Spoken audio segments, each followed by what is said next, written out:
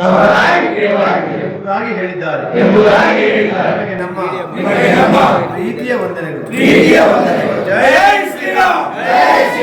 ಸಹಸ್ರಮುಖಿಯಾದ ಆದಿಶೇಷರು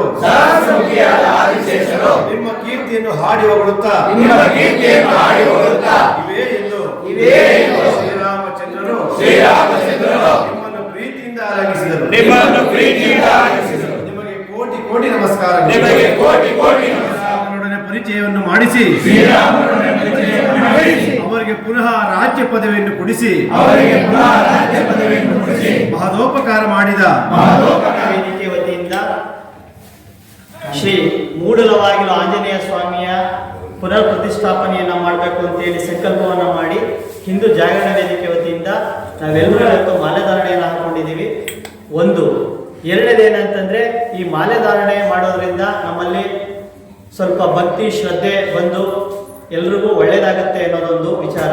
ಹಾಗಾಗಿ ಎಲ್ಲ ಮಾಲಾಧಾರಿಗಳು ಸಂಕಲ್ಪ ಮಾಡೋದೇನಂತಂದರೆ ಒಂದು ತಮಗೆ ತಮ್ಮ ಕುಟುಂಬಕ್ಕೆ ಒಳ್ಳೆಯದಾಗಲಿ, ಆ ಮುಖಾಂತರ ಮೂಡಲವಾಗಿರುವ ಆಂಜನೇಯ ಸ್ವಾಮಿಯನ್ನು ಮತ್ತೆ ಪುನರ್ ಪ್ರತಿಷ್ಠಾಪನೆ ಮಾಡುವಂಥದ್ದು ಮಹತ್ವದ ಸಂಕಲ್ಪವಾಗಿರೋದ್ರಿಂದ ತಾವು ಇದನ್ನು ಆಡಂಬರಕ್ಕೋ ಅಥವಾ ಏನೋ ತಮಾಷೆಗೋ ಈ ಮಾಲಾಧಾರಣೆಯನ್ನು ಹಾಕೋದಾದರೆ ಅದು ನಿಮಗೆ ಫಲಿಸಲ್ಲ.